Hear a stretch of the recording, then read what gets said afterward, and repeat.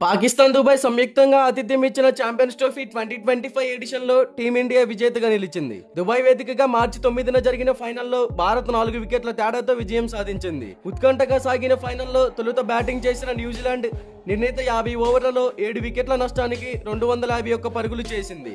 భారత స్పిన్నర్లు చెలరేగిన వేళ డారియల్ మిచెల్ 63 పరుగులు, మైకెల్ బ్రేస్వెల్ 53 పరుగులు నాట్అవుట్ గా అద్భుతమైన అర్ధ సెంచరీలు సాధించి న్యూజిలాండ్ కు గౌరవప్రదమైన స్కోర్ ను అందించారు. ఆదిలో రచిన్ రవీంద్ర 37 పరుగులు, ఆఖరిలో గ్లెన్ ఫిలిప్స్ 34 పరుగులు చేసి మంచి ఇన్నింగ్స్ ఆడారు.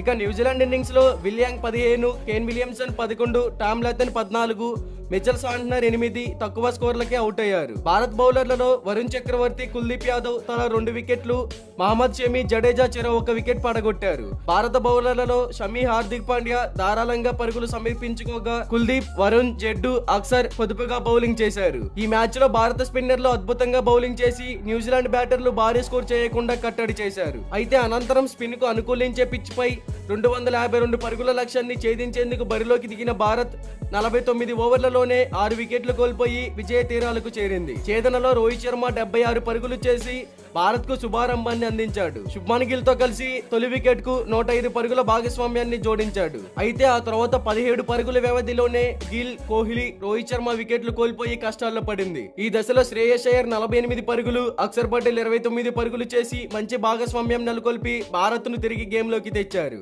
అయితే శ్రేయస్ అయ్యర్, అక్షర్ కూడా స్వల్ప వ్యవధిలోనే అవుట్ కావడంతో టీమిండియా మరోసారి ఒత్తిడిలో పడింది.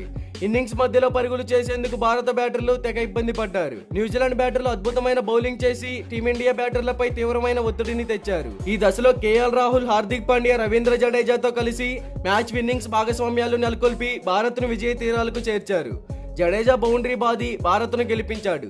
న్యూజిలాండ్ బౌలర్లలో శాంట్నర్, బ్రేస్వెల్ తలా 2 వికెట్లు పడగొట్టారు. జెమిసన్, రచిన్ చెరో వికెట్ దక్కించుకున్నారు. ఛాంపియన్స్ ట్రోఫీని గెలవడం భారత్ కు ఇది 3వసారి. అయితే 2002లో ఒకసారి, 2013లో ఒకసారి, 2025లో ఒకసారి.